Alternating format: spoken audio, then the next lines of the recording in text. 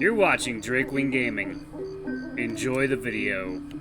Hello everyone, Nary here from Drooling Gaming. Some of you know me on Twitter, The Gaming Dragon. Today I'm coming back at you another Let's Play episode of Violet Memoir, Leigh's Path. So the last place we left off, we were still in the restaurant, palling about. Everybody's kind of drawing attention to Leigh's uniform. But anyway, guys, let's jump right back into it. I'm eager to get more into Leigh's path and to see what exactly happened in his past that made him so hateful, or at least angry with his father. Very interested to see what kind of family dynamic they had. But anyway, guys, please sit back and enjoy. Let me entertain you for the next 20 minutes, and let's jump right in. Alarm chain, you're up. And let's go. Okay. Alright. But I'm not sure how I can let him know it's not his fault. I doubt he wants to have the attention on him, otherwise he wouldn't be using his hidden tail. But I gotta try something. Because right now he needs someone. He needs me. Shifting my leg away from his tail, that concerned expression changes entirely to one of hurt, like I just slapped him before returning to his neutral expression. He looks away towards the exit, away from my face. But before he can retreat his tail, my tail wraps around his own. Mine is nowhere near as long as his, but he's left enough over my end of the table for our tips to curl around each other. Oh. His body stiffens and his breathing stops. His eyes wide in surprise, and it's clear that he's trying to refrain his face from reacting any further. There we go. Not too loud. It only lasts a moment before he squirms in his seat, adjusting himself and returning to his usual guise, but there's something about that nervous way he does it that reminds me that Leigh isn't too much older than me. He's mature, so much more mature than he has any right being, but there's still someone young in there, and the fact that I'm able to bring that out of him, even just for a moment, brings out a bout of satisfaction. There's a tightening of his tail around my own before he retreats. Leigh's back to looking over towards me with concern, but there's something else mixed in there with them this time, and it's something I can't even begin to comprehend. Lily and Oscar are chatting about his friend next to us, and Leigh looks like he wants to interrupt to say something, but I give him a smile to let him know I'm okay. Because it's true. I am okay, or at least I'm doing better. I have friends and they care about me. Sure, they're new and I've only known them a couple days, but the closest of friends I've had for a long time. So, I think we should carry on looking into what happened to Helena.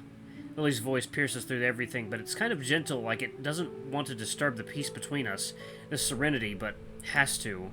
We all look towards her, surprise etched in onto each other's faces, probably my own as well. I have to completely twist myself to look at her. She only smiles back at us in return, unaffected by the confusion emanating from us. I've been thinking about it, and I contacted our professor about the labs. He said as long as we can provide weekly reports, then we can leave our Thursday class early if something happens to one of us, if things get too hard. She's looking towards Lucas with a sympathetic glance, her eyes softer than I've ever seen someone's eyes being. It reminds me of a new mother doting on her newborn baby. But under the table, she gives me and my leg a gentle squeeze. It's not suggestive by any means, it's comforting, as if the words are meant for me too. At this point, I can't help but see Marcus in her. They're different, and he'd never showed this level of affection, but I know he cared about me, more than he did about anyone else. Seeing him and her, it's bittersweet. So, I was saying, let's do some research on it today. There's a shuffling behind me, and then, without a hint of shame, Lucas places his head on my shoulder. The warmth is a sudden shock, but I can't let myself get too startled. That will scare Lucas off.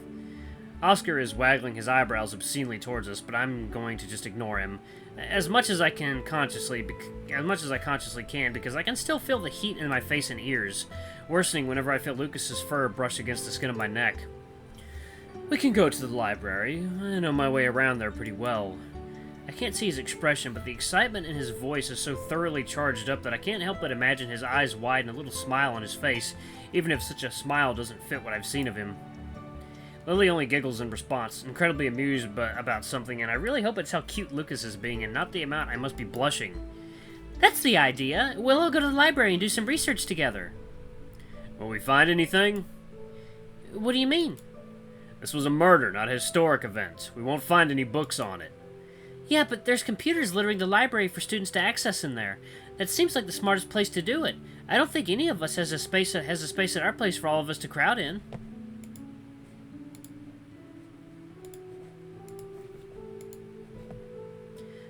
I know I don't. Even without a roommate, room is still significantly smaller than any other place I've stayed before this. I don't even know the library had computers in it. The smile drops off Lily's face, and she looks over towards Oscar with a confused expression, the rest of us following suit. Aren't you a senior? Yeah, but that doesn't mean I use the library much. I've only gone there a few times. That doesn't surprise me. You don't exactly strike me as the kind of guy that reads a book that's not porn. See? This guy gets it! There's a bristling of fur against my neck as Lucas tenses up. Something about that exchange must have made him uncomfortable because he shifts away from me. Oscar, I've been curious, but what is your major? Accounting! I'm doing a Bachelor's of Commerce. I got offered a full-ride scholarship if I went into law. Sorry about that. But then I wouldn't have time to swim, and I'm not down for that. That stuns the whole table back into silence. With the attention now on Oscar, I'm able to force myself to see everyone once more. Leigh looks like the most surprised, his stoic mask nowhere to be seen as his eyes are wider than I thought possible. Everyone looks absolutely dumbfounded. How did someone as dumb as you get offered a scholarship? For going into law, no less. Right? I just want to swim. No need to complicate it without such a demanding major. Accounting isn't exactly a walk in the park either. That's still a serious curriculum. Not even remotely on the same level as law, but you can't just sleep your way through that. Everyone's surprised at Oscar's declaration. Even Lee's still completely stunned into silence at the news, but no one's asking the most important question. Why did you pick accounting instead of something less demanding? I had to cut myself off from saying anything specific and potentially pissing someone off. No need to insult someone's possible major. Thought it'd be a good degree if I need to get a proper job. I don't really care about... God, where this sudden bout of yawning coming from? I don't really care about accounting, but man, as long as I can swim, I don't care what I'm doing, you get? There's something off about the way Oscar's talking about this. I'm not sure what it is exactly. I think he's telling the truth, but I also feel like I'm being lied to at the same time. This whole thing is so strange. I feel so stunned that I don't even notice the waitress has returned with our drinks until she asks for our orders. I hadn't even had the chance to look at the menu, but thankfully Oscar makes a recommendation, so we're able to get back to the topic as quickly as possible. What about you, Lucas? I don't think you're a freshman. I haven't decided yet. The response is fast, and naturally so, even from the usually high-strung Lucas. It feels rehearsed. It causes Lily to frown, and it doesn't fit on her face at all. It causes me to look away, unable to handle such an expression on her. Looking over towards Leigh, I catch him staring down at the table, but he lifts his head up at the sound of Lucas's reply. Seems like I'm not the only one who caught how unnatural that sounded.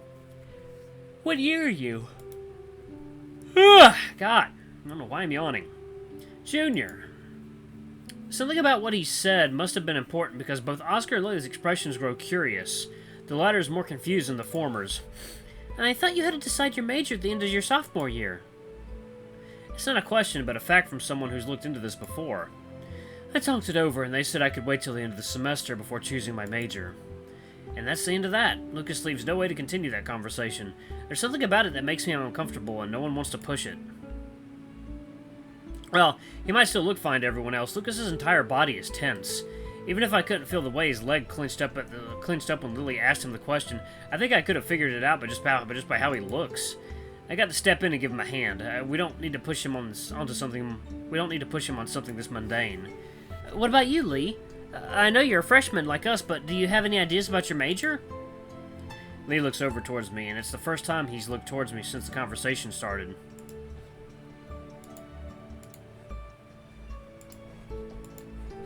There's something in his expression that doesn't sit right. He looks almost unsure, not because of the question, but it's like something's shaking him up. He's been looking like that since before Lucas answered. Whatever he's feeling disappears when he registers my question. That strength he always has returns to his eyes as if obliterating any doubt lingering on his face. Not yet. Need to find whatever gives me the best chance to support my sister and myself. Accounting's good for that.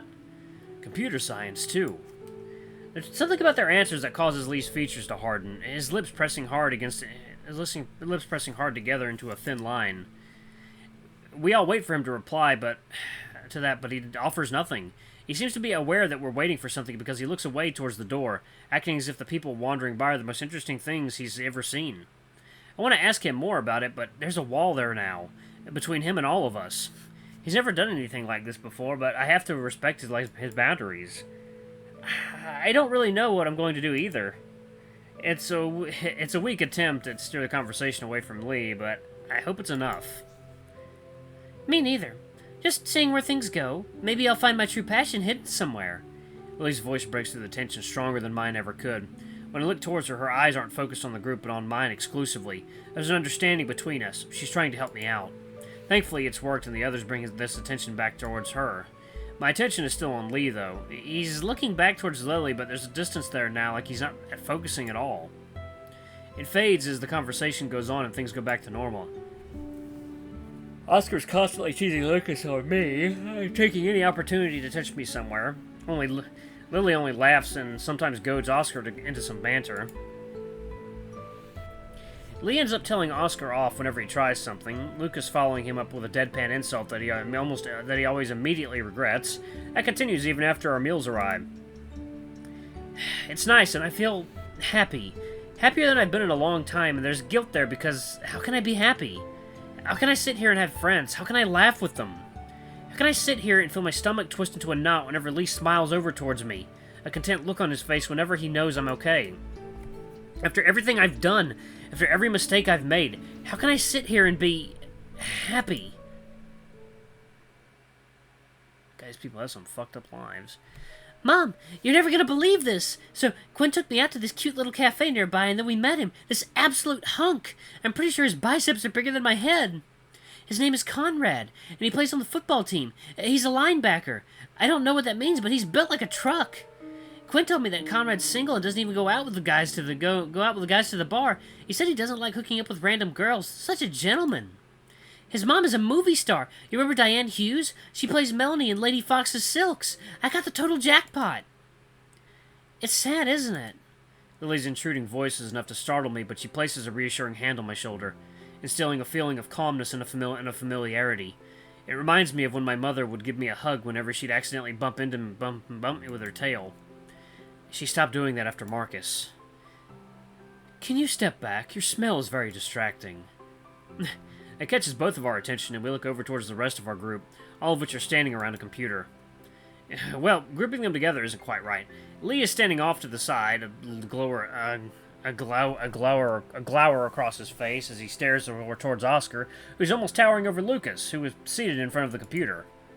For his part, Lucas didn't look upset, his attention never leaving the screen despite his scrunched-up nose. Oscar stands up to his chair, putting more distance between himself and the fox. It's not a huge distance, but Lucas does look less tense. Thankfully, he doesn't look offended, not that I think he's capable of being so. Yeah, sorry about all the yawning, guys. Kind of tired right now. I'm going to have my evening coffee very shortly. Oscar stands up straight here. Okay, thankfully he doesn't look offended. Okay, I already did that. While there's an entire computer lab in the library, there's still individual computers scattered amongst the bookshelves alongside the moderately large table, likely for those who want to work with the group or with privacy. Lucas wanted somewhere more private, but I think we would have had to use this place anyway, unless we wanted to awkwardly cram around a tiny little booth. The main area has rows of computers for anyone to use. There's just a small booth for each one, leaving the work area very small. Very cute. Leigh's voice is so quiet that I don't think I would have heard it in this area of the library if the library had more students. Which one? Lucas, obviously. I don't think you can call the other two cute. Despite how quiet she's talking, the distance between us, I catch Lucas's ear twitching, and the inside's flushed a dark pink. I don't know, I think Leigh and Oscar are great too. Of course they're great, but Oscar's hot and Leigh's handsome, not cute. I don't think Leigh would like you calling him cute. With Oscar no longer invading Lucas's personal space, Leigh's now leaning forward to see the screen, occasionally muttering something. They're speaking at such a low volume that there's no chance for me to understand what they're discussing. I hope they're able to find something more about each of the victims. Lily's words cause my eyes to linger on the three attractive guys in front of me, and it takes effort to force myself to look away. My mouth feels dry, and I hope it's not from gaping. Surely I wasn't drooling over them. Let's get back to the diary. My voice squeaks out in such a high tone that all the boys look over towards us for a moment before returning their focus back onto this computer screen. That's the final straw that causes Leigh to crack, covering her mouth to muffle her laughter. The others don't seem to pick up her giggles, or they don't react to it if they do. I'm sure Lucas is trying his hardest to just ignore the two of us. I think my head would explode if they started staring at me again. You read the next one. I'm gonna enjoy the eye candy a little bit longer. Unlike you, I don't think I'm gonna have a chance. I don't know how to respond to that, so I just ignore her and get back to the reading. There's a surprising amount of ripped pages throughout the book. Is this something she consistently did herself? When did she rip them out? Was this when she made a mistake and wanted to redo it? But there's many paragraphs that have been crossed out, too. Did they have something in them she wanted to forget? Most of the entries are filled with typical average daily life. That stinking feeling I felt when I first read starts to return. That sinking feeling, forming a pit in my stomach. The juxtaposition between how happy she sounds and this compared to what she's done is just disturbing and a little sad. Wait, this one mentions Conrad again. Mom, Conrad finally texted me again. I was kind of worried he was gonna flake, but he got back to me. He wants to take me on a date. Quinn is trying to get me to wear all this expensive stuff, and it's like, calm down. I can't afford this. She's still making me wear these super cute earrings, little pink stars and a moon. It's just so adorable. I want to scream. Mercy says she's gonna tag along and make sure I'm okay. She wouldn't. Kitty, what are you doing? Oh, it's a sweet kitty. Hello, sweet boy. Yeah, it's got my kitty over here with me, Mr. Oreo. Mr. Black and White Kitty. Yep, his name's Oreo. She wouldn't listen to me when I told her it's fine and Conrad's a good guy. He could roofie your drink, even though we're going to a restaurant, not a bar, but you know how Mercy is. Well, we'll be going on Thursday, which is 2 days from now. I'm really excited. That's cute. I remember going on my first date. We went to the movie and he tried sliding his hand up my skirt. Turning my attention towards Lily, I'm unable to stop myself from gawking at her. Her only response is to laugh and pat on my shoulder. It's okay. Well, it's not okay, but that's boys for you. Before I can stop myself, my gaze slips towards the 3 guys looming over the computer. Lily doesn't miss that regardless how fast I bring my focus back to her. You'll be fine. They're not the types of guys to do that. Okay, Leigh and Lucas aren't the type of guys to do that. I'm pretty sure it's part of the deal when you go out with someone like Oscar. Part of the deal?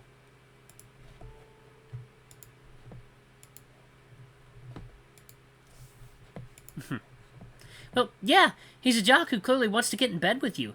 I'm pretty sure he'd rail you down one of these aisles if you asked. Okay, let's switch topics. It causes her to burst out laughing, loud enough to catch the attention of the boys. They all look towards us with a curious expression on their faces except for Lucas, who's looking away with a flush across his face. I don't know if his ears are just insanely sensitive or if he's just trying to tune out Oscar and Leigh by just listening to us. I have a feeling it's the latter. Fine, we'll switch. What about you? How was your first date?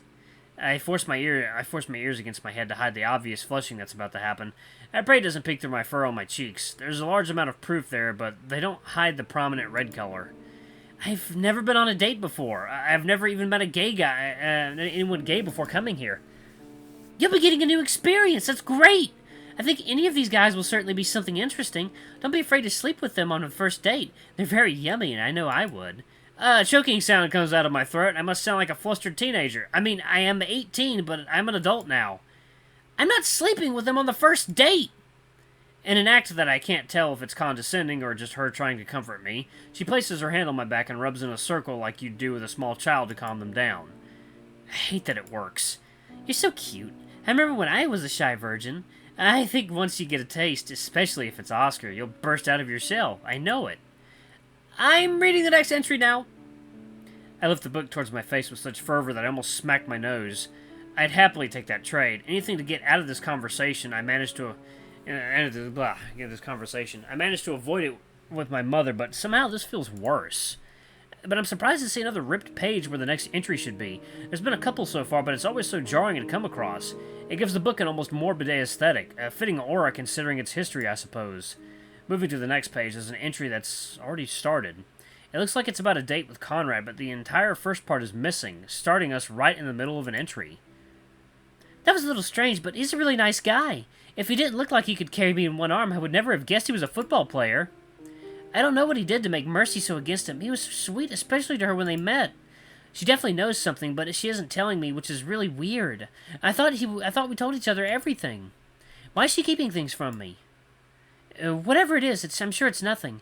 Conrad's a good guy, and if he does anything weird, I can drop him on his ass. Can't wait for him to call me back. Flicking between this entry and the one before the rip, I can't help but feel like there's a massive gap of information. Just what caused these 3 pages to get ripped out? Did she do this? Before I thought it might be entries she wanted to rewrite, but she only ripped half of this one out. Did she want to forget it? What happened to elicit such a reaction? But from the depiction here, it doesn't seem like the date went bad. An idea pops into my head, and I look towards the rest of our group. Lucas isn't even looking at the screen and is arguing with Oscar instead. I can't make out what they're talking about, but Lucas clearly isn't happy. Well, arguing isn't the correct term. It seems more like he's scolding or lecturing him while the otter just smiles at him, unfazed by the stern glower on the fox's face. Leigh is looking utterly exhausted. He did bring this upon himself, I suppose. I just asked Lucas if he could look up anything interesting regarding the incident, and Oscar followed him. Oscar and Lucas alone is probably a bad idea, so I can't fault him for tagging along to make sure things don't turn into a nuclear war zone. I'll have to thank him later. Lucas, can I get you to look something up for me? The speed that Lucas rushes out of his seat and comes over to our table is so sudden that I have to stop myself from jumping. Looks like he wanted to get out of the situation as fast as possible.